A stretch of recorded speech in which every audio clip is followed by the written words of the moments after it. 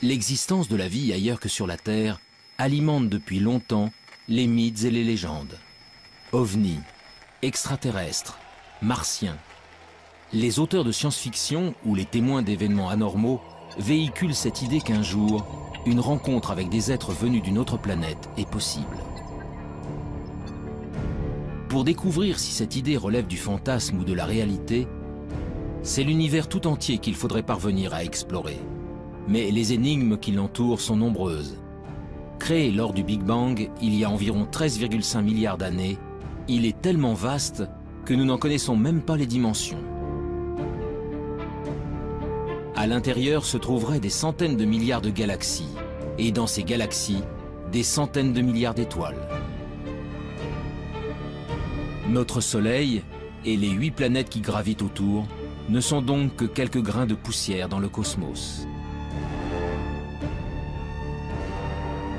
Alors, où commencer cette quête de la vie ailleurs? Dans quelle direction regarder? Et que chercher?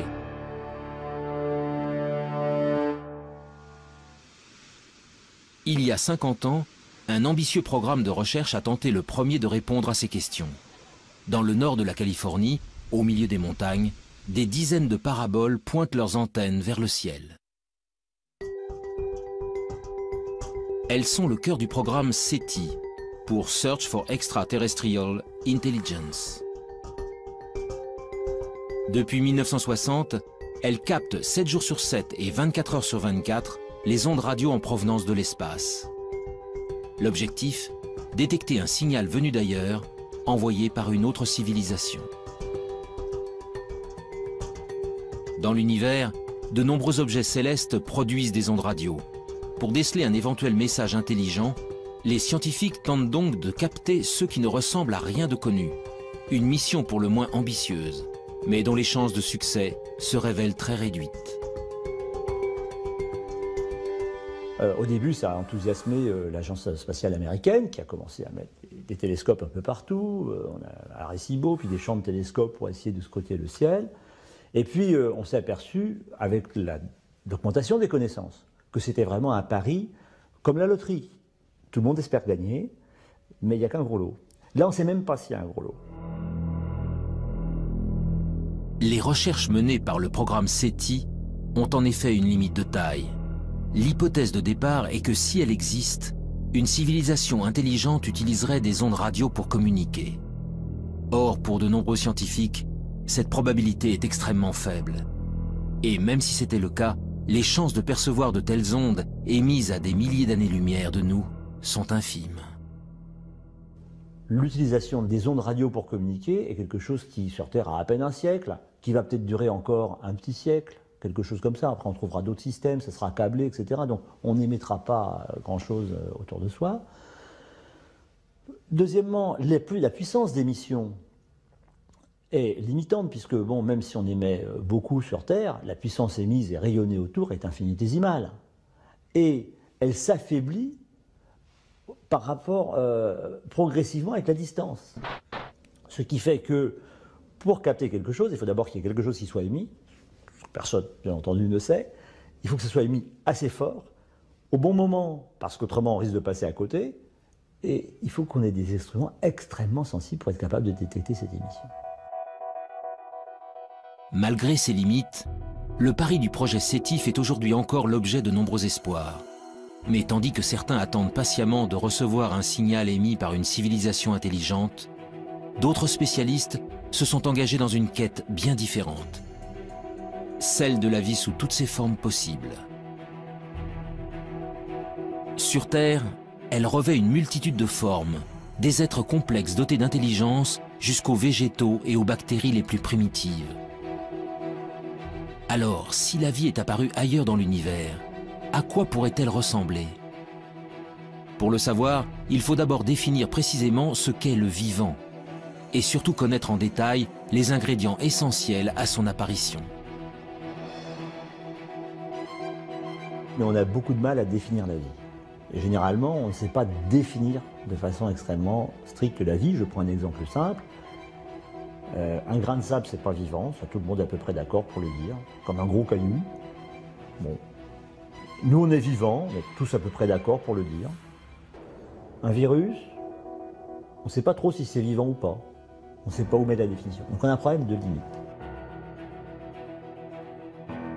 Le principe de base de tout être vivant est sa capacité à se diviser, à croître et à transmettre de l'information à sa descendance pour évoluer. Pour chercher si la vie a pu se développer sur une autre planète, des chercheurs tentent de découvrir comment elle y est parvenue chez nous, sur la Terre. Leur objectif ? Remonter au premier temps de l'histoire de notre planète pour connaître les formes de vie les plus simples qui peuvent exister. Des formes de vie qui pourraient être à l'origine de toutes les autres.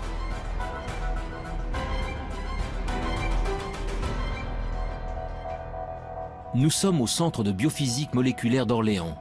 Ici, la géologue Frances Westall et son équipe étudient d'étranges cailloux, des roches d'origine volcanique, vieilles de plusieurs milliards d'années. Dans les deux roches qu'on a ici, il y a une roche qui vient d'Australie. Elle est vieille de 3,5 milliards d'années et ce sont des cendres volcaniques qui ont été déposées en effet sur une plage. Cette roche-là, qui est très très lourde, vient d'Afrique du Sud. Elle est presque aussi vieille, 3,3 milliards d'années. Cette roche aussi, vous voyez, est laminée. Les laminations vert et noir, ce sont des laminations de sédiments, différents types de sédiments. Le vert, ce sont les sédiments volcaniques, les grains volcaniques, les sables volcaniques. Et le noir, ce sont des concentrations de carbone, souvent liées à des tapis microbiens qui se sont formés à la surface des sédiments. Donc là, on ne voit absolument rien, mais je sais que ces roches sont bourrées de traces de vie. Des traces de vie. En d'autres termes, des micro-organismes primitifs et ancestraux. Voilà donc ce que contiendraient ces roches venues d'un autre âge. Sous l'œil d'un puissant microscope électronique, le tapis de microbes fossilisés se révèle dans ses moindres détails.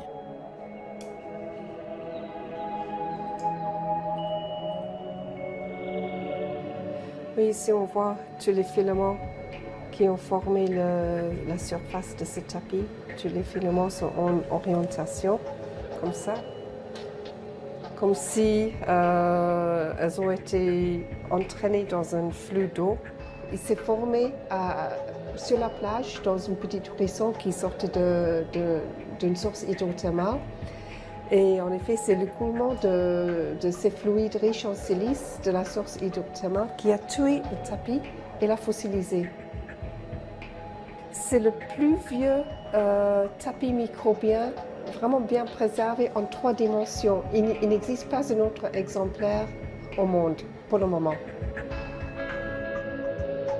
Ces bactéries filamenteuses de quelques micromètres de long sont donc les êtres vivants les plus primitifs jamais découverts.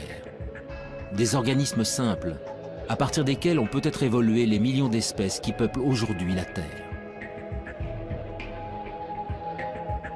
Ailleurs dans l'univers, c'est aussi à ça que pourrait ressembler la vie.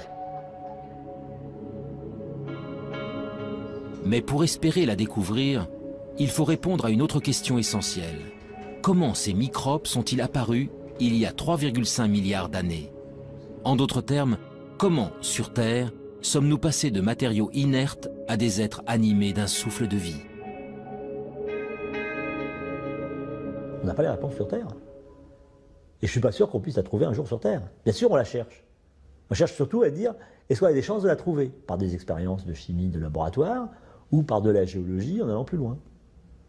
Mais là, il y a un trou. Et donc ce trou-là, l'apparition de la vie, le passage de l'inerte au vivant, actuellement, on ne sait pas y répondre. Et c'est tout le thème de la recherche de l'exobiologie et de l'origine de la vie. L'instant décisif où la vie a fait son apparition pour la toute première fois restera longtemps encore un mystère. Mais depuis plusieurs décennies, les biologistes ont malgré tout avancé à pas de géant dans leur compréhension de l'émergence du vivant. Tout a commencé en 1953, avec une expérience inédite réalisée par Stanley Miller, un jeune chimiste de l'Université de Chicago. Stanley Miller a fait une expérience Il a dit, je vais prendre des ingrédients, comme si c'était de l'atmosphère primitive, et puis je vais faire des décharges électriques dedans, et je vais voir ce qui se produit. Et c'est comme ça qu'il a fait une des premières démonstrations, et la première démonstration historique, qu'à partir d'éléments simples, le gaz carbonique, CO2, l'eau, H2O, l'ammoniac, NH3, ou l'azote, N2, donc des éléments simples, communs, etc., avec des éclairs électriques, en refroidissant, on était capable de produire des molécules comme celles qui fabriquent la vie telle que nous la connaissons, des acides aminés. Les acides aminés sont considérés comme les briques du vivant, des éléments primordiaux à la base de chaque organisme, du plus simple au plus complexe. Sur Terre, ils sont au nombre de 20. En s'assemblant les uns aux autres, ils forment les protéines, de longues molécules qui composent les cellules et assurent toutes les fonctions de l'organisme. Pour la première fois, Stanley Miller démontre que ces molécules peuvent se former spontanément à partir d'éléments simples. Du carbone, de l'hydrogène, de l'oxygène, de l'azote, du phosphore, du soufre. Des atomes présents partout à la surface de la Terre et qui réagissent entre eux lorsqu'ils sont soumis à un intense apport d'énergie. Il y a plus de 4 milliards d'années, les prémices de la vie sur notre planète seraient donc sans doute apparues ainsi. Mais alors ce même phénomène a-t-il pu se produire ailleurs dans l'univers? D'autres astres ont-ils un jour été le siège de telles réactions chimiques? Le 28 septembre 1969, une météorite s'écrase dans le sud de l'Australie. Baptisé météorite de Murchison, du nom du village voisin, ce caillou tombé du ciel va révolutionner notre conception des origines de la vie. Dans la météorite de Murchison, on a trouvé 70 acides aminés différents. Donc ils ne sont pas terrestres. Ils ont été produits chimiquement quelque part. Des acides aminés semblent donc pouvoir être fabriqués ailleurs que sur Terre. Pour découvrir où dans l'univers de telles réactions chimiques auraient pu se produire, direction la région parisienne, au sein du prestigieux Institut d'astrophysique spatiale.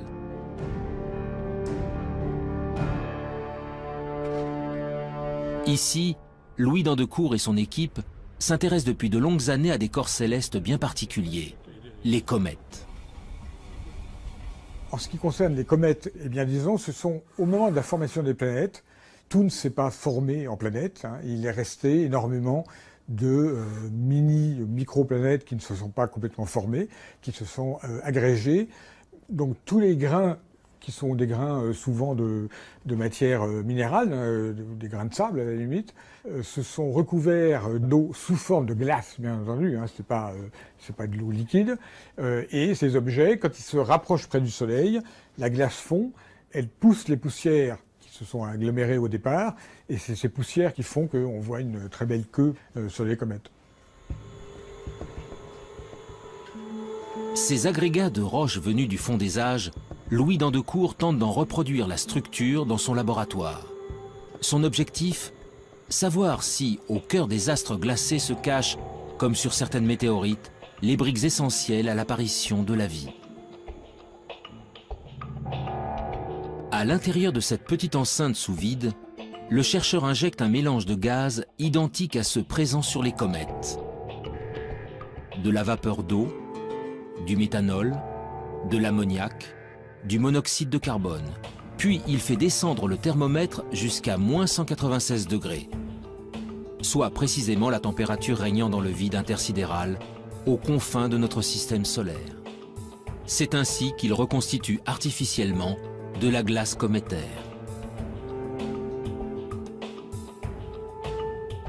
Pendant 2 semaines, le mélange est bombardé par des rayons UV. Un rayonnement puissant qui équivaut à l'intensité émise par la lumière des étoiles pendant 1 million d'années.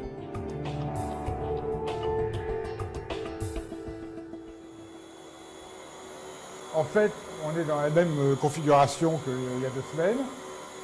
On a arrêté la lampe qui produit les photons et on est prêt maintenant à sortir l'échantillon qui se trouve toujours dans le cryostat.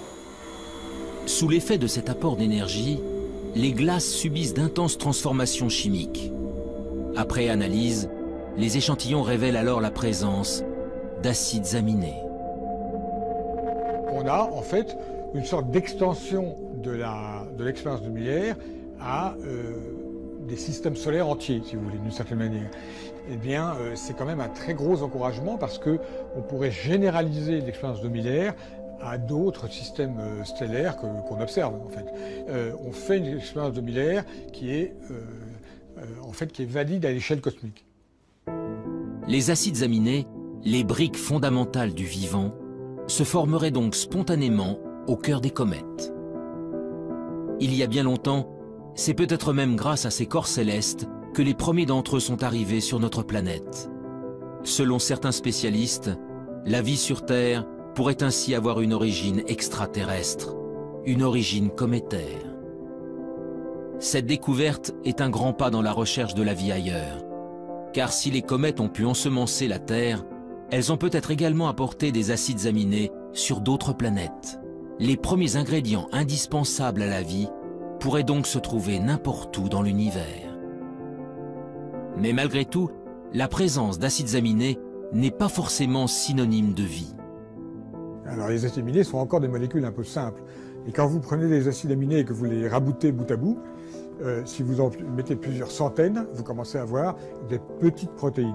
Donc on peut essayer de comprendre ce qui se passe pour fabriquer des molécules de plus en plus complexes, molécules qui seraient capables de s'auto-reproduire à un moment, ce qu'on appelle de l'autoréplication, et puis finalement de s'auto-organiser et donc de créer par exemple des longues chaînes moléculaires qui sont à la base du vivant.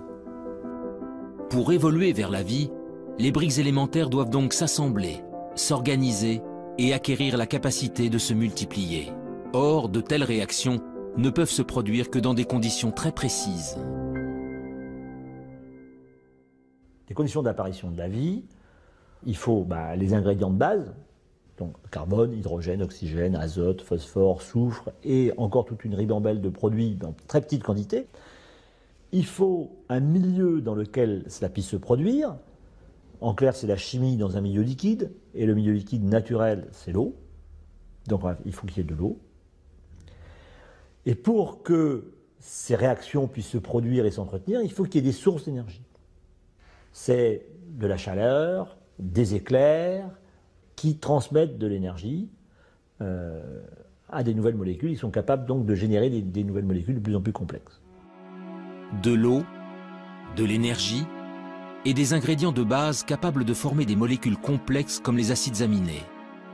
Voilà donc les éléments essentiels à l'émergence du vivant. Grâce aux comètes, les acides aminés peuvent potentiellement se trouver sur n'importe quel astre rocheux. Le Soleil et les milliards d'étoiles de l'univers apportent quant à eux de l'énergie en grande quantité à toutes les planètes. L'eau, en revanche, l'eau sous forme liquide, est une ressource extrêmement rare. Partir en quête de la vie extraterrestre revient donc à chercher les endroits où de l'eau pourrait exister. Des endroits que les scientifiques ont baptisés les zones d'habitabilité. Où est-ce qu'on peut trouver ça? Dans quelle région autour d'un soleil on peut trouver ces conditions? Alors, pour simplifier, la zone habitable, c'est si je prenais la Terre et que je sois capable de la déplacer plus ou moins près de son soleil, il y a un moment où ça va chauffer beaucoup quand je m'en rapproche, il y aura une telle chaleur en surface que l'eau ne pourra exister que sous forme de vapeur. Il n'y aura plus de liquide. Si je m'éloigne, il va faire de plus en plus froid parce que je reçois de moins en moins d'énergie. Toute l'eau va se condenser, va devenir glacée. Donc je sortirai de la zone habitable. Donc ça me définit une zone habitable.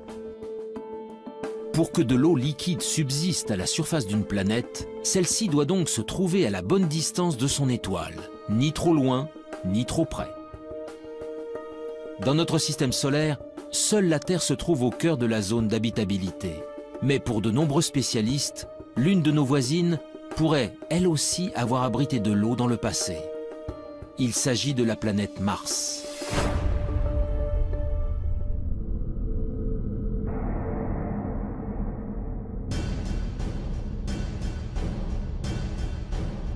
Aujourd'hui, Mars est un désert hostile et froid. À sa surface, une atmosphère toxique et un désert rouge battu par des vents violents. Mais en se rapprochant, les traces d'un passé bien différent se révèlent. Des fleuves asséchés, des canyons, des deltas. Autant d'indices démontrant qu'autrefois, l'eau coulait à flot sur la planète rouge. Mars est en réalité à l'extrême limite de la zone habitable de notre Soleil. Il y a plusieurs centaines de millions d'années, elle était ainsi recouverte d'un vaste océan. Alors, cette eau aurait-elle permis à une vie extraterrestre de s'y développer? Et si oui, des organismes vivants ou fossilisés subsistent-ils encore quelque part? Depuis quelques décennies, la planète Mars fait l'objet de toutes les attentions. Américains, Russes, Européens y ont déjà envoyé près de 50 missions pour en percer les mystères. La dernière en date s'appelle Curiosity.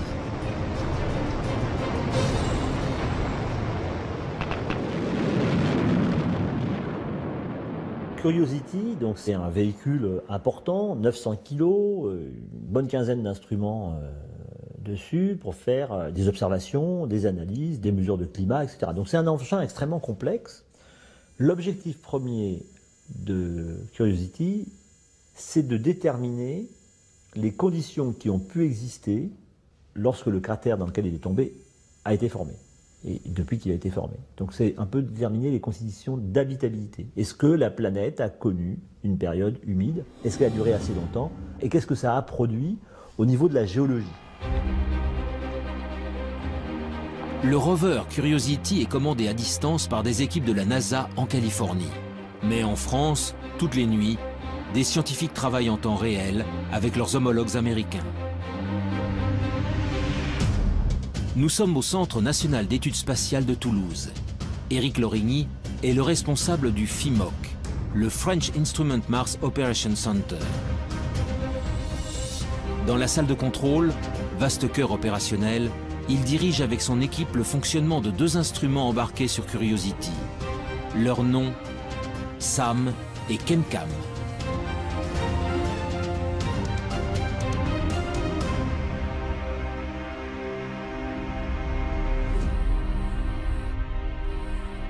L'instrument ChemCam est un instrument qui envoie un laser sur des roches.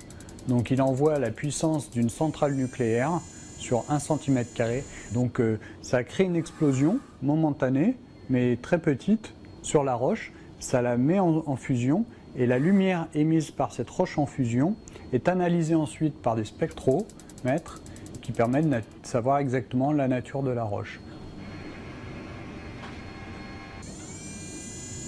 L'instrument SAM, il analyse, donc il récupère des échantillons et il peut analyser soit de l'atmosphère, soit des échantillons solides et après déterminer là très finement la nature exacte de ce qu'il y a à l'intérieur de ces roches ou de cette atmosphère.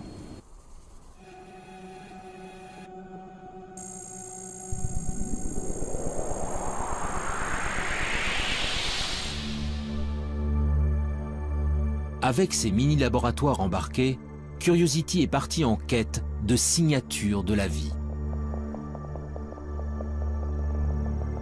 Très vite, ses premières analyses confirment que de l'eau a bel et bien coulé autrefois à la surface de la planète rouge. Mais pour naître et pour se développer, la vie a besoin de millions d'années. Alors, le précieux liquide est-il resté suffisamment longtemps? Pour le savoir, Curiosity a déployé son bras robotisé pour creuser le sol martien. Nous avons fait 2 forages à l'intérieur de la planète Mars. Donc ce sont des trous de 6 cm à peu près de profondeur et qui font le diamètre d'une pièce de 1 centime. Voilà. Et ces 2 forages que nous avons faits nous ont permis de découvrir de l'argile et de l'argile dans un milieu sans oxygène où la vie pourrait naître. L'argile est le fruit d'une longue dégradation de la roche par de l'eau. Sa présence est donc la preuve irréfutable que l'eau liquide a existé pendant longtemps sur le sol martien. Mais si la vie est un jour apparue sur la planète rouge, il est impossible qu'elle subsiste aujourd'hui en surface. Car Mars est en permanence soumise aux rayons cosmiques venus de l'espace. Des rayons puissants qui détruisent instantanément toute molécule organique. Le seul espoir viendrait donc des profondeurs de la roche.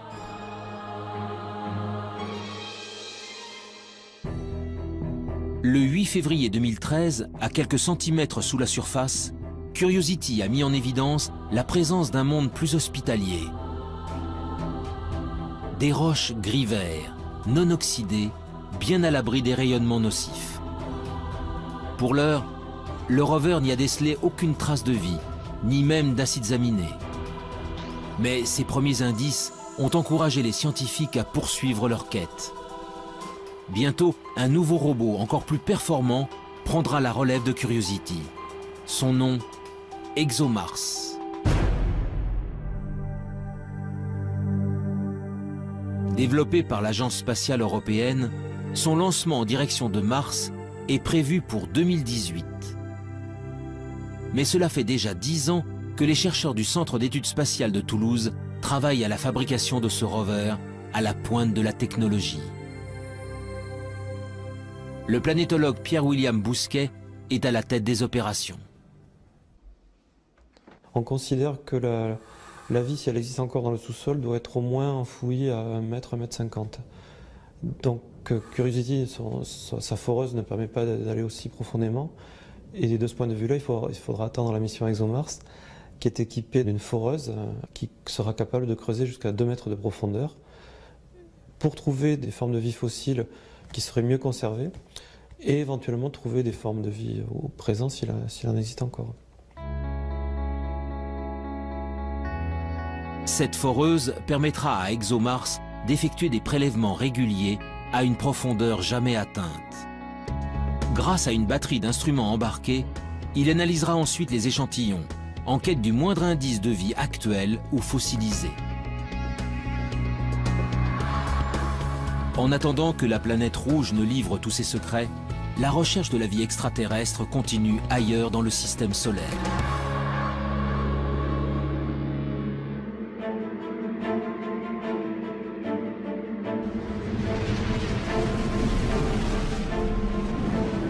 Au-delà de Mars, les planètes rocheuses cèdent la place aux géantes gazeuses.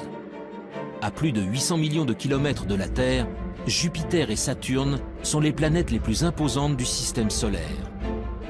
Composées principalement d'hélium et d'hydrogène, leur surface n'est autre qu'un vaste océan de gaz. Autour d'elles gravitent de très nombreux satellites naturels, des astres rocheux qui attirent l'attention des exobiologistes depuis de longues années. Nous sommes au laboratoire de planétologie et géodynamique de Nantes. Ici, depuis plus de 10 ans, le planétologue Olivier Grasset et son équipe tentent de percer les secrets des satellites des géantes gazeuses. Pendant longtemps, c'est-à-dire avant les missions Voyager, on a toujours considéré que l'environnement externe, c'est-à-dire le monde au-delà de Jupiter, est un environnement très froid, ce qui est vrai. Et très froid, c'est vraiment très froid, c'est-à-dire qu'à Jupiter, il fait à peu près moins 120 degrés Celsius, et au niveau de Saturne, on est plutôt aux alentours de moins 150, presque jusqu'à moins 180, enfin bon, ça commence à être vraiment très très froid. Et il est bien entendu que l'eau n'existe pas sous forme liquide. À la surface des lunes, au niveau des planètes, il n'y a pas d'eau liquide disponible comme on l'imagine sur Terre. Mais ce qui est vrai en surface n'est pas vrai en profondeur. Loin, bien loin du Soleil, les satellites des géantes gazeuses sont pour la plupart recouverts d'une épaisse couche de glace. Mais en 1979, la sonde Voyager 1 découvre Europe, la 6e lune de Jupiter. Les clichés révèlent alors une surface extrêmement lisse, la plus lisse de tout le système solaire, parcourue par de mystérieuses lignes sombres. 15 ans plus tard, la mission américaine Galileo livre des photos en haute résolution et vient approfondir ses observations. Une façon assez simple de l'expliquer, c'est quand on a des poches liquides en dessous. C'est beaucoup plus difficile à expliquer si on n'a que du solide en dessous. Il y a aussi des très grandes fractures, plusieurs milliers de kilomètres à la surface. Et ces fractures, en fait, on a pu voir qu'elles n'étaient pas faites de glace pure, mais qu'elles étaient faites avec un mélange de glace et de sel. Donc ça, c'est évidemment quelque chose qui très rapidement nous a fait penser, en dessous, il y a peut-être un océan liquide avec des sels, un océan salé. Parce que si à un moment je casse la croûte, l'océan salé remonte et puis ce qui va me rester, c'est cette signature de sel le long des lignes. En 1997, la mission Cassini s'envole à son tour pour explorer le système de Saturne. Et là encore, une lune au comportement exceptionnel va mettre en émoi la communauté scientifique. Son nom, Encelade. Jusqu'à la mission Cassini, Encelade est une lune parmi tant d'autres. Jusqu'au jour où Cassini survole la Lune et se rend compte qu'il y a un geyser, alors là un geyser géant, qui existe au niveau du pôle sud et qui évacue en permanence de l'eau liquide dans l'espace. Et Cassini est passé au travers de ce geyser et a démontré que c'était bien de l'eau, enfin qu'il y avait d'autres constituants, mais principalement de l'eau, ce qui nous a permis d'affirmer qu'il y a bien une poche liquide sous la glace au niveau du pôle sud. Encelade, tout comme Europe, mais aussi d'autres lunes appelées Callisto et Ganymède, posséderaient donc de profonds océans.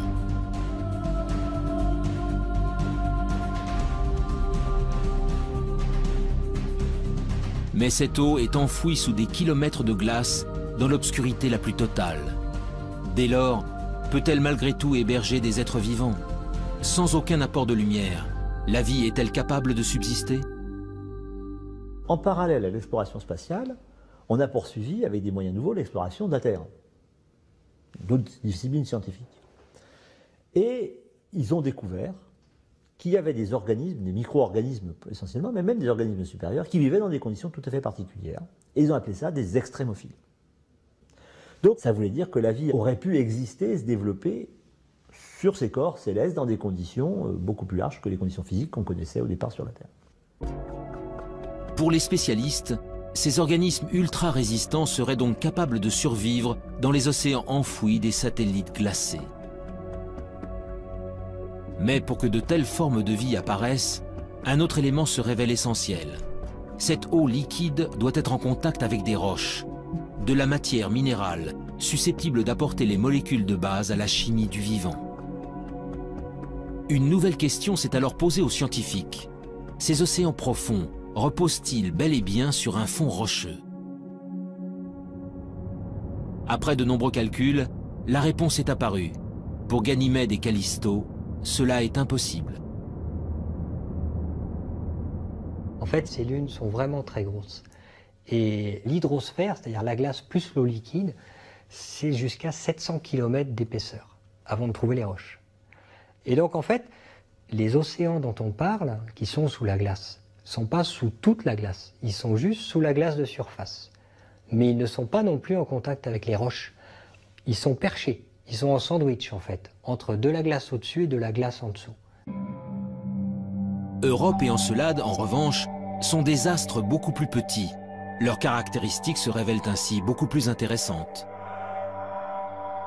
Quand je m'enfonce, je vais traverser de l'eau sur 100 km à peu près, puis je vais trouver des roches sur, on ne sait pas exactement, mais 800 km, 900 km.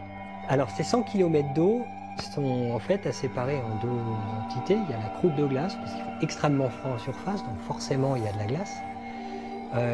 Et puis, quelques kilomètres en dessous, ou quelques dizaines de kilomètres en dessous, on va trouver de l'eau liquide. Cette eau liquide, elle, va être en contact avec les roches. Sur Europe et Encelade, tous les ingrédients semblent réunis pour que la vie puisse se développer. Alors, allons-nous un jour découvrir des êtres vivants dans les entrailles de ces lunes gelées? Des micro-organismes identiques à ceux présents sur Terre, au fin fond des océans?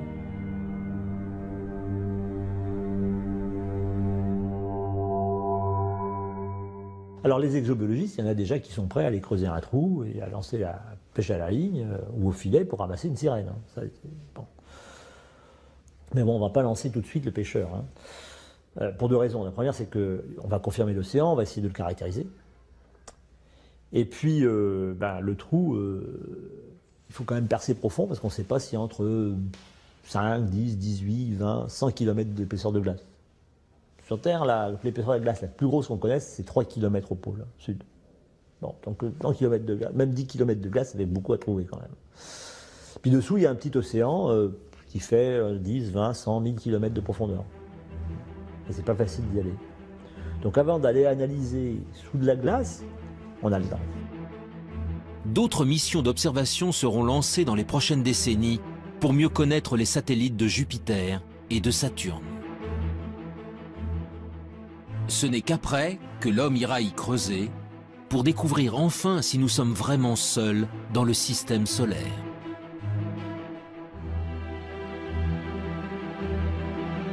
Mais la quête de la vie ailleurs ne s'arrête pas aux astres tournant autour du Soleil. Bien au-delà de Pluton, à des années-lumière de la Terre, il existe des milliards d'autres soleils, entourés de milliards de planètes. Parmi elles, il existe peut-être une sœur jumelle de la Terre, une planète rocheuse située exactement à la bonne distance de son étoile. Un monde habitable où des êtres vivants pourraient prospérer. Mais comment le savoir ? Par quels moyens peut-on détecter des astres aussi lointains, ce que l'on appelle des exoplanètes? Les exoplanètes, on ne va pas aller les visiter. Hein. Elles sont à peu près la plus proche des exoplanètes, elle est au moins à 4 ou 5 années-lumière. Donc avec les systèmes actuels, pour y aller, c'est entre 500 et 5000 ans. C'est bon. Donc au-delà, c'est même pas, enfin même ça, c'est pas envisageable. Une mission en 400 ans, on ne sait pas prévoir actuellement. Dans les budgets, c'est pas prévu. Donc on n'arrive pas à le faire. Donc on ne pourra que les observer.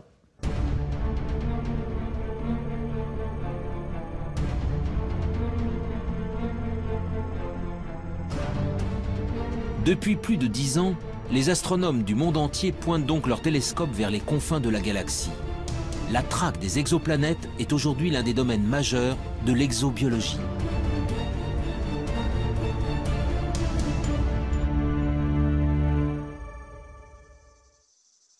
Dans le sud de la France, à l'Observatoire de Haute-Provence, Rodrigo Diaz et son équipe s'apprêtent à passer une nuit entière à observer les étoiles.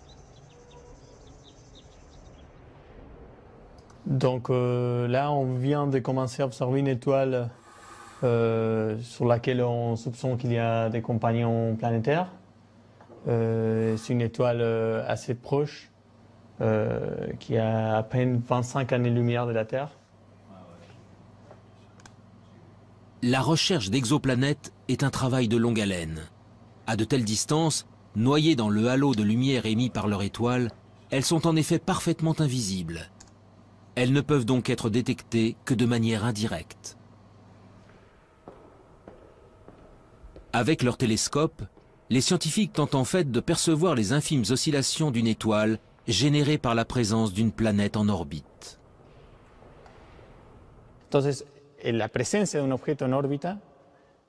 d'une planète en orbite provoque un mouvement de l'étoile. Et c'est ce mouvement que nous essayons de détecter avec ces instruments. Cela nous permet de prouver la présence d'une planète en orbite. Mais voir une étoile bouger à des millions de kilomètres de la Terre n'est pas chose facile. Pour y parvenir, les chercheurs utilisent une méthode bien particulière, baptisée technique des vitesses radiales. On utilise un effet physique connu qui s'appelle l'effet Doppler. C'est ce qu'on peut entendre quand une automobile ou les sirènes d'une ambulance passent devant nous.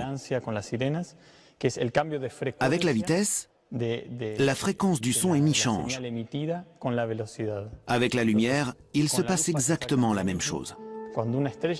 Quand une étoile bouge vers nous ou s'éloigne de nous, la lumière qu'elle émet se décale respectivement vers le bleu ou le rouge. Au fil des jours, une étoile entourée d'une exoplanète va donc successivement apparaître bleue, puis rouge, sur les écrans d'ordinateur. En multipliant les mesures sur une longue période, les astronomes peuvent alors calculer la vitesse de rotation et même la masse de la planète détectée. Mais toutes ces informations ne permettent pas de répondre à la question essentielle. L'exoplanète est-elle similaire à la Terre? En d'autres termes, s'agit-il d'une planète rocheuse dont l'orbite se trouve dans la zone d'habitabilité de son étoile?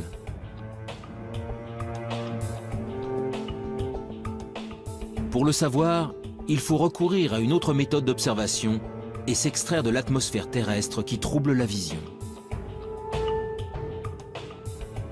En 2006, l'Agence spatiale européenne a ainsi lancé un nouveau satellite. Son nom, COROT. Quelques années plus tard, il fut suivi par un autre appareil mis au point par la NASA et baptisé Kepler. Ces deux engins à la pointe de la technologie sont de véritables chasseurs d'exoplanètes. Les yeux rivés vers l'espace, ils scrutent simultanément des dizaines de milliers d'étoiles. Leur objectif, détecter la survenue de mini-éclipses. Des éclipses causées par le passage d'une planète juste devant son étoile, que les scientifiques appellent des transits.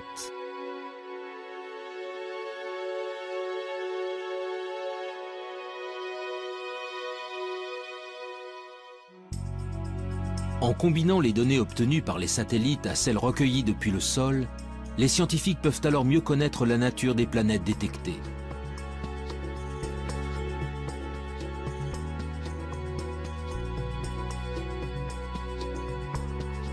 Et après seulement 20 années de recherche à l'échelle internationale, la moisson se révèle spectaculaire.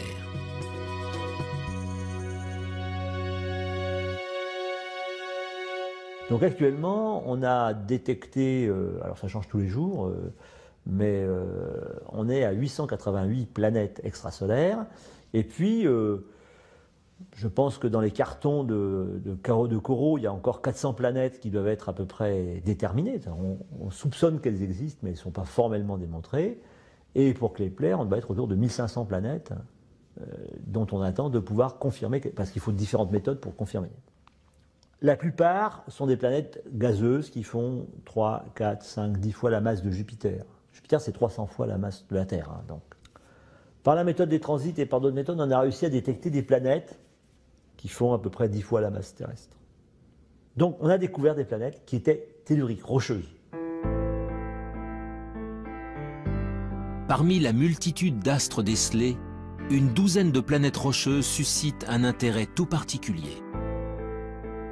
Gliese 581G, Kepler 62e, HD 40307G. Derrière ces noms presque imprononçables se cachent des planètes situées selon toute vraisemblance au cœur de la zone d'habitabilité de leur étoile. Aux confins de la galaxie, ces cousines de la Terre possèdent donc peut-être une atmosphère, un océan d'eau liquide et tous les ingrédients nécessaires à la vie.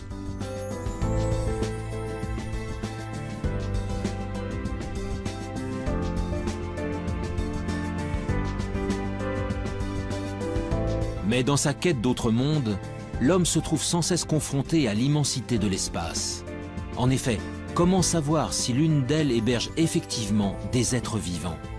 Comment détecter une forme de vie à sa surface, à des dizaines d'années-lumière de distance? Ces questions trouveront peut-être un jour des réponses grâce à une nouvelle génération d'instruments.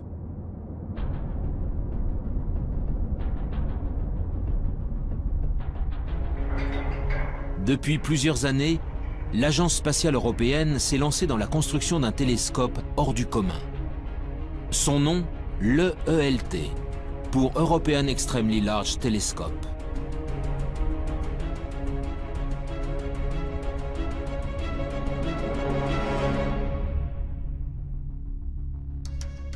Avec son miroir de 39 mètres de diamètre, il sera 10 fois plus sensible que les télescopes actuels. Sa mise en service n'est pas prévue avant 2020. En attendant, les scientifiques européens s'activent pour construire et assembler chacun des 800 segments qui composeront le gigantesque miroir.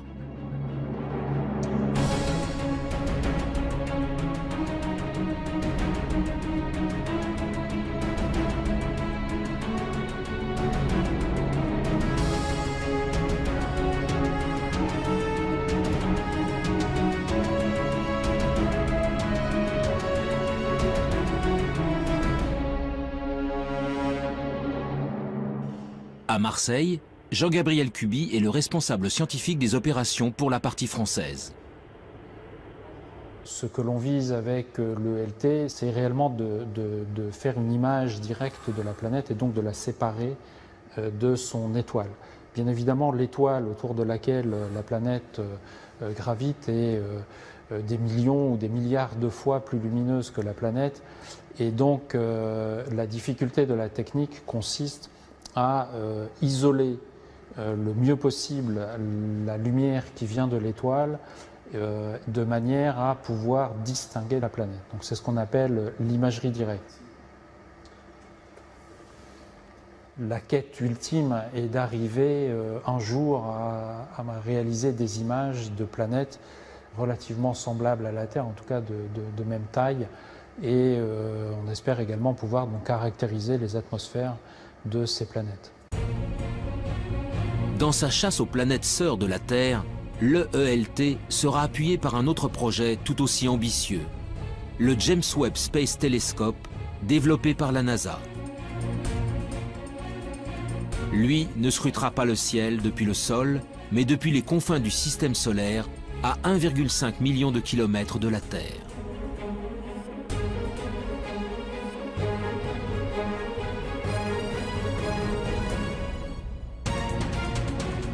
Son lancement n'aura pas lieu avant 2018.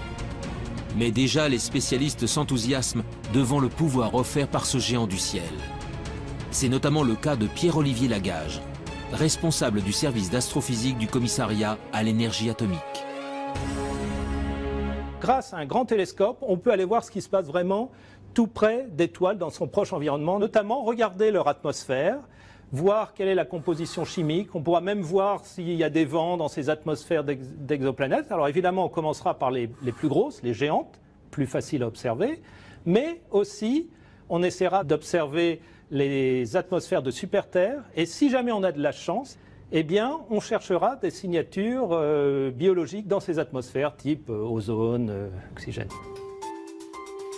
Les signatures biologiques sont des gaz ne pouvant être produits que par des êtres vivants. L'ozone et l'oxygène, par exemple, appartiennent à cette catégorie. Si un jour le James Webb Space Telescope ou l'EELT parviennent à en détecter, si leurs observations sont confirmées et irréfutables, alors nous pourrons enfin dire que nous ne sommes pas seuls dans l'univers.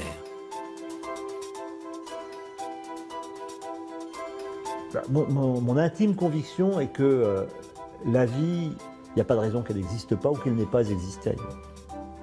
Les mêmes ingrédients existent partout, on trouve des acides aminés, des molécules dans les nuages interstellaires partout, etc. Donc il n'y a pas de raison, il y a des planètes dans tous les coins de la galaxie, il y a des milliards de galaxies, il n'y a pas de raison qu'elle n'existe pas quelque part.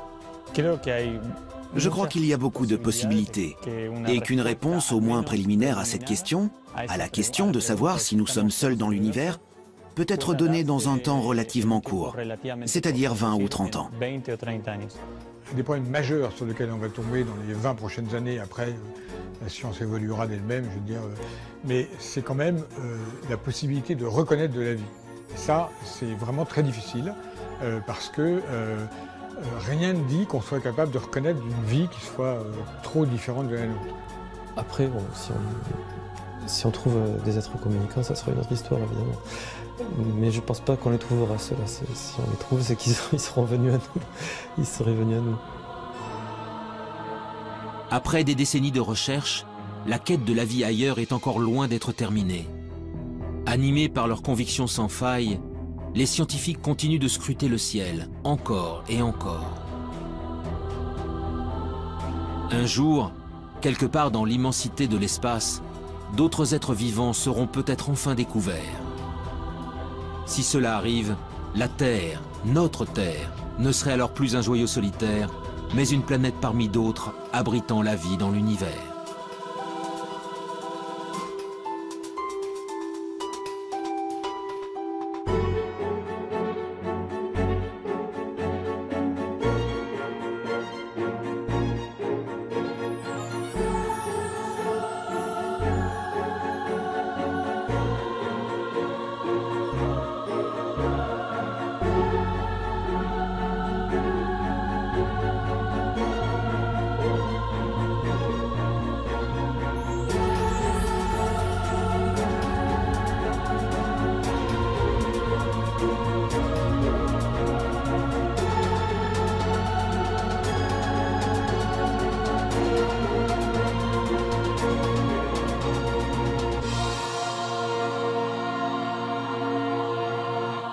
l'argile et de l'argile dans un milieu sans oxygène où la vie pourrait naître. L'argile est le fruit d'une longue dégradation de la roche par de l'eau. Sa présence est donc la preuve irréfutable que l'eau liquide a existé pendant longtemps sur le sol martien. Mais si la vie est un jour apparue sur la planète rouge, il est impossible qu'elle subsiste aujourd'hui en surface. Car Mars est en permanence soumise aux rayons cosmiques venus de l'espace. Des rayons puissants qui détruisent instantanément toute molécule organique. Le seul espoir viendrait donc des profondeurs de la roche.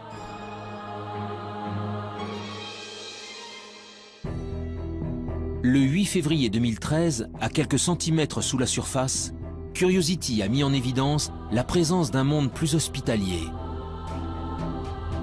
Des roches gris-vert, non oxydées, bien à l'abri des rayonnements nocifs. Pour l'heure, le rover n'y a décelé aucune trace de vie, ni même d'acides aminés. Mais ces premiers indices ont encouragé les scientifiques à poursuivre leur quête. Bientôt, un nouveau robot encore plus performant prendra la relève de Curiosity. Son nom, ExoMars. Chimique aurait pu se produire, direction la région parisienne, au sein du prestigieux Institut d'astrophysique spatiale.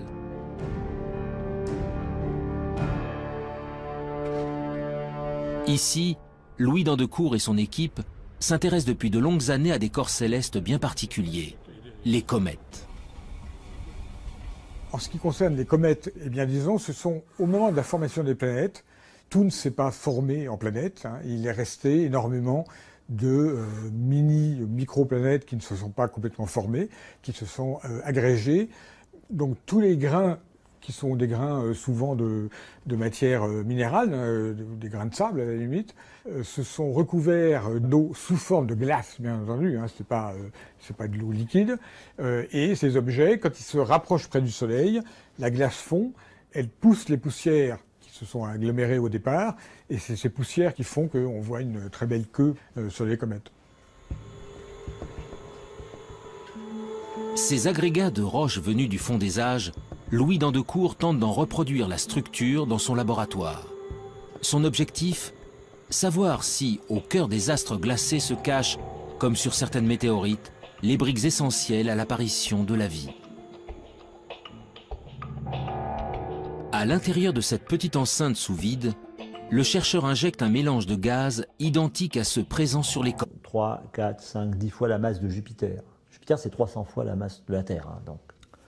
Par la méthode des transits et par d'autres méthodes, on a réussi à détecter des planètes qui font à peu près 10 fois la masse terrestre. Donc on a découvert des planètes qui étaient telluriques, rocheuses.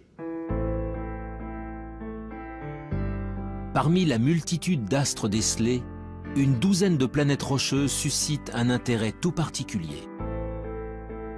Gliese 581G, Kepler 62e, HD 40307G. Derrière ces noms presque imprononçables se cachent des planètes situées selon toute vraisemblance au cœur de la zone d'habitabilité de leur étoile.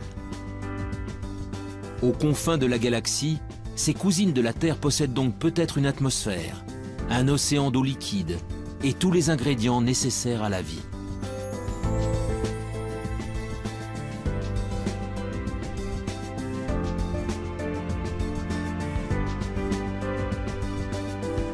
Mais dans sa quête d'autres mondes, l'homme se trouve sans cesse confronté à l'immensité de l'espace.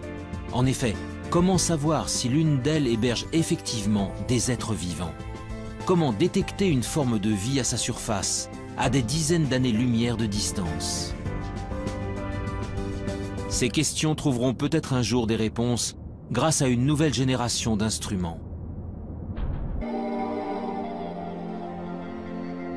Alors, allons-nous un jour découvrir des êtres vivants dans les entrailles de ces lunes gelées? Des micro-organismes identiques à ceux présents sur Terre, au fin fond des océans?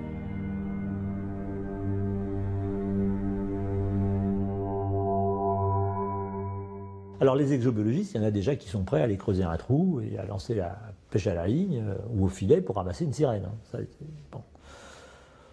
Mais bon, on ne va pas lancer tout de suite le pêcheur, hein. Pour deux raisons. La première, c'est qu'on va confirmer l'océan, on va essayer de le caractériser. Et puis, le trou, il faut quand même percer profond, parce qu'on ne sait pas s'il y a entre 5, 10, 18, 20, 100 km d'épaisseur de glace. Sur Terre, l'épaisseur de glace la plus grosse qu'on connaisse, c'est 3 km au pôle sud. Bon, donc 100 km de glace, même 10 km de glace, ça fait beaucoup à trouver quand même. Puis dessous, il y a un petit océan qui fait 10, 20, 100, 1000 km de profondeur. Et c'est pas facile d'y aller. Donc avant d'aller analyser sous de la glace, on a le temps. D'autres missions d'observation seront lancées dans les prochaines décennies pour mieux connaître les satellites de Jupiter et de Saturne. Ce n'est qu'après que l'homme ira y creuser pour découvrir enfin si nous sommes vraiment seuls dans le système solaire. Alors, est-il possible que parmi ces mondes inconnus, situés à des années-lumière du nôtre, d'autres êtres vivants aient pu prospérer? La vie sur Terre serait-elle une exception, le fruit d'un hasard unique et singulier?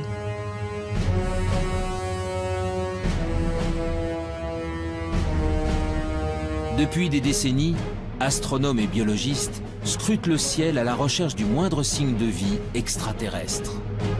Ils pointent leurs télescopes vers les confins de l'espace pour détecter des planètes sœurs de la Terre où des formes de vie auraient pu se développer.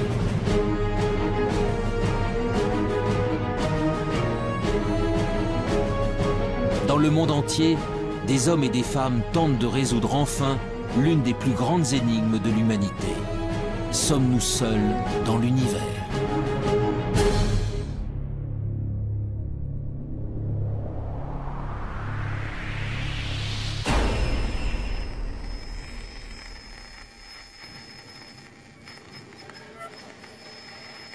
L'existence de la vie ailleurs que sur la Terre alimente depuis longtemps les mythes et les légendes. OVNI, extraterrestres, martiens. Les auteurs de science-fiction ou les témoins d'événements anormaux véhiculent cette idée qu'un jour, une rencontre avec des êtres venus d'une autre planète est possible.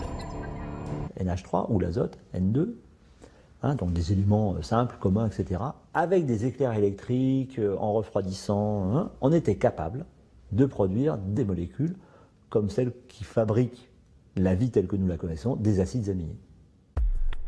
Les acides aminés sont considérés comme les briques du vivant, des éléments primordiaux à la base de chaque organisme, du plus simple au plus complexe. Sur Terre, ils sont au nombre de 20. En s'assemblant les uns aux autres, ils forment les protéines, de longues molécules qui composent les cellules et assurent toutes les fonctions de l'organisme. Pour la première fois, Stanley Miller démontre que ces molécules peuvent se former spontanément à partir d'éléments simples. Du carbone, de l'hydrogène, de l'oxygène, de l'azote, du phosphore, du soufre. Des atomes présents partout à la surface de la Terre et qui réagissent entre eux lorsqu'ils sont soumis à un intense apport d'énergie. Il y a plus de 4 milliards d'années, les prémices de la vie sur notre planète seraient donc sans doute apparues ainsi. Mais alors ce même phénomène a-t-il pu se produire ailleurs dans l'univers? D'autres astres ont-ils un jour été le siège de telles réactions chimiques? Le 28 septembre 1969, une météorite... Le système solaire entier, si vous voulez, d'une certaine manière. Eh bien, c'est quand même un très gros encouragement parce qu'on pourrait généraliser l'expérience de Miller à d'autres systèmes stellaires qu'on observe, en fait. On fait une expérience de Miller qui est valide à l'échelle cosmique. Les acides aminés, les briques fondamentales du vivant, se formeraient donc spontanément au cœur des comètes. Il y a bien longtemps, c'est peut-être même grâce à ces corps célestes que les premiers d'entre eux sont arrivés sur notre planète. Selon certains spécialistes, la vie sur Terre pourrait ainsi avoir une origine extraterrestre, une origine cométaire. Cette découverte est un grand pas dans la recherche de la vie ailleurs. Car si les comètes ont pu ensemencer la Terre, elles ont peut-être également apporté des acides aminés sur d'autres planètes. Les premiers ingrédients indispensables à la vie pourraient donc se trouver n'importe où dans l'univers.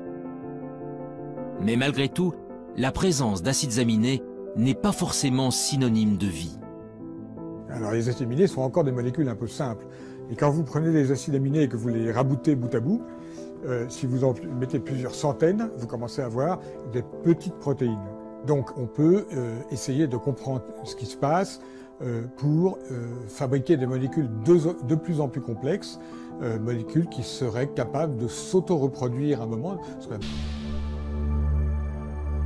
Avec ses mini-laboratoires embarqués, Curiosity est parti en quête de signatures de la vie. Très vite, ses premières analyses confirment que de l'eau a bel et bien coulé autrefois à la surface de la planète rouge. Mais pour naître et pour se développer, la vie a besoin de millions d'années. Alors, le précieux liquide est-il resté suffisamment longtemps? Pour le savoir, Curiosity a déployé son bras robotisé pour creuser le sol martien. Nous avons fait 2 forages à l'intérieur de la planète Mars. Donc ce sont des trous de 6 cm à peu près de profondeur et qui font le diamètre d'une pièce de 1 centime. Voilà. Et ces 2 forages que nous avons faits nous ont permis de découvrir de l'argile et de l'argile dans un milieu sans oxygène où la vie pourrait naître. L'argile est le fruit d'une longue dégradation de la roche par de l'eau. Sa présence est donc la preuve irréfutable que l'eau liquide a existé pendant longtemps sur le sol martien. Mais si la vie est un jour apparue sur la planète rouge, il est impossible qu'elle subsiste aujourd'hui en surface. Car Mars est en permanence soumise aux rayons cosmiques venus de l'espace. Des rayons puissants qui détruisent instantanément toute molécule organique. Harry du projet SETI fait aujourd'hui encore l'objet de nombreux espoirs. Mais tandis que certains attendent patiemment de recevoir un signal émis par une civilisation intelligente, d'autres spécialistes se sont engagés dans une quête bien différente. Celle de la vie sous toutes ses formes possibles. Sur Terre, elle revêt une multitude de formes, des êtres complexes dotés d'intelligence jusqu'aux végétaux et aux bactéries les plus primitives. Alors, si la vie est apparue ailleurs dans l'univers, à quoi pourrait-elle ressembler? Pour le savoir, il faut d'abord définir précisément ce qu'est le vivant, et surtout connaître en détail les ingrédients essentiels à son apparition. Mais on a beaucoup de mal à définir la vie. Et généralement, on ne sait pas définir de façon extrêmement stricte la vie. Je prends un exemple simple. Un grain de sable, c'est pas vivant, ça tout le monde est à peu près d'accord pour le dire, comme un gros caillou. Bon. Nous, on est vivants, on est tous à peu près d'accord pour le dire. Un virus, on ne sait pas trop si c'est vivant ou pas. On ne sait pas où mettre la définition. Donc on a un problème de limite. Le principe de base de tout être vivant est sa capacité à se diviser, à croître et à transmettre de l'information à sa descendance pour évoluer. Pour chercher si la vie a pu se développer sur une autre planète, dans l'univers, de nombreux objets célestes produisent des ondes radio. Pour déceler un éventuel message intelligent, les scientifiques tentent donc de capter ceux qui ne ressemblent à rien de connu. Une mission pour le moins ambitieuse, mais dont les chances de succès se révèlent très réduites. Au début, ça a enthousiasmé l'agence spatiale américaine qui a commencé à mettre des télescopes un peu partout. On a Arecibo, puis des champs de télescopes pour essayer de scruter le ciel. Et puis, on s'est aperçu, avec l'augmentation des connaissances, que c'était vraiment un pari comme la loterie. Tout le monde espère gagner, mais il n'y a qu'un gros lot. Là, on ne sait même pas s'il y a un gros lot. Les recherches menées par le programme SETI ont en effet une limite de taille. L'hypothèse de départ est que si elle existe, une civilisation intelligente utiliserait des ondes radio pour communiquer. Or, pour de nombreux scientifiques, cette probabilité est extrêmement faible. Et même si c'était le cas, les chances de percevoir de telles ondes émises à des milliers d'années-lumière de nous sont infimes. L'utilisation des ondes radio pour communiquer est quelque chose qui, sur Terre, a à peine un siècle, qui va peut-être durer encore un petit siècle, quelque chose comme ça. Après, on trouvera d'autres systèmes, ça sera câblé, etc. Donc, on n'émettra pas grand-chose autour de soi. Deuxièmement, la puissance d'émission est limitante, puisque bon, même si on émet beaucoup... La vie sur Terre serait-elle une exception, le fruit d'un hasard unique et singulier ?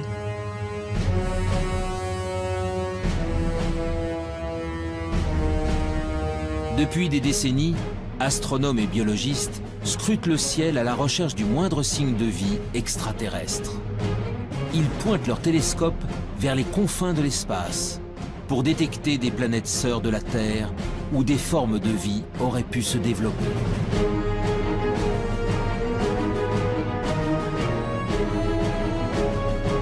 Dans le monde entier, des hommes et des femmes tentent de résoudre enfin l'une des plus grandes énigmes de l'humanité. Sommes-nous seuls dans l'univers ?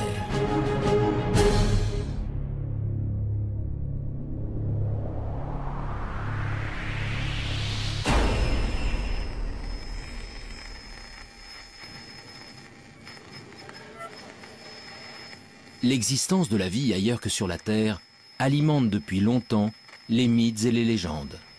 OVNI, extraterrestres, martiens. Les auteurs de science-fiction ou les témoins d'événements anormaux véhiculent cette idée qu'un jour, une rencontre avec des êtres venus d'une autre planète est possible.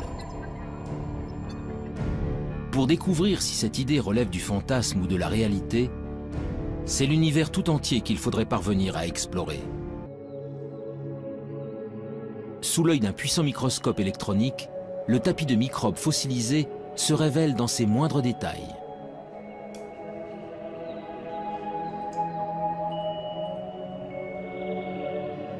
Oui, ici on voit tous les filaments qui ont formé la surface de ce tapis. Tous les filaments sont en orientation, comme ça. Comme si elles ont été entraînées dans un flux d'eau. Il s'est formé sur la plage, dans une petite ruisseau qui sortait d'une source hydrothermale.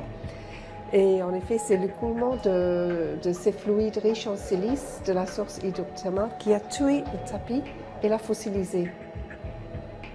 C'est le plus vieux tapis microbien vraiment bien préservé en 3 dimensions. Il n'existe pas un autre exemplaire au monde pour le moment. Ces bactéries filamenteuses de quelques micromètres de long sont donc les êtres vivants les plus primitifs jamais découverts. Des organismes simples, à partir desquels ont peut-être évolué les millions d'espèces qui peuplent aujourd'hui la Terre.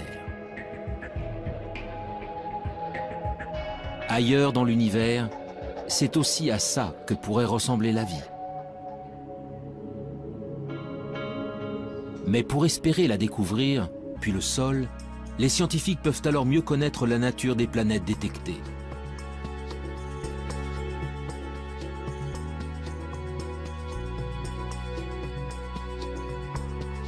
Et après seulement 20 années de recherche à l'échelle internationale, la moisson se révèle spectaculaire.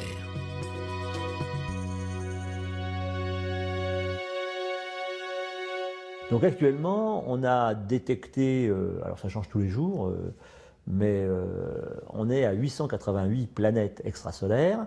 Et puis, je pense que dans les cartons de coraux, il y a encore 400 planètes qui doivent être à peu près déterminées.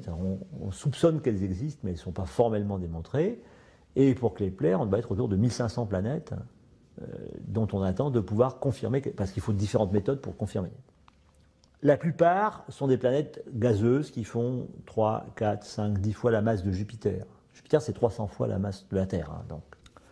Par la méthode des transits et par d'autres méthodes, on a réussi à détecter des planètes qui font à peu près 10 fois la masse terrestre. Donc on a découvert des planètes qui étaient telluriques, rocheuses. Parmi la multitude d'astres décelés, une douzaine de planètes rocheuses suscitent un intérêt tout particulier. Gliese 581G, Kepler 62e, HD 40 de l'Université de Chicago. Stanley Miller a fait une expérience.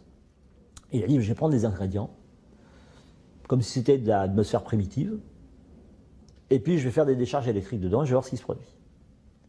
Et c'est comme ça qu'il a fait une des premières démonstrations, et la première démonstration historique, qu'à partir d'éléments simples, le gaz carbonique, CO2, l'eau, H2O, l'ammoniac, NH3, ou l'azote, N2, donc des éléments simples, communs, etc., avec des éclairs électriques, en refroidissant, on était capable de produire des molécules comme celles qui fabriquent la vie telle que nous la connaissons, des acides aminés. Les acides aminés sont considérés comme les briques du vivant, des éléments primordiaux à la base de chaque organisme, du plus simple au plus complexe. Sur Terre, ils sont au nombre de 20. En s'assemblant les uns aux autres, ils forment les protéines, de longues molécules qui composent les cellules et assurent toutes les fonctions de l'organisme.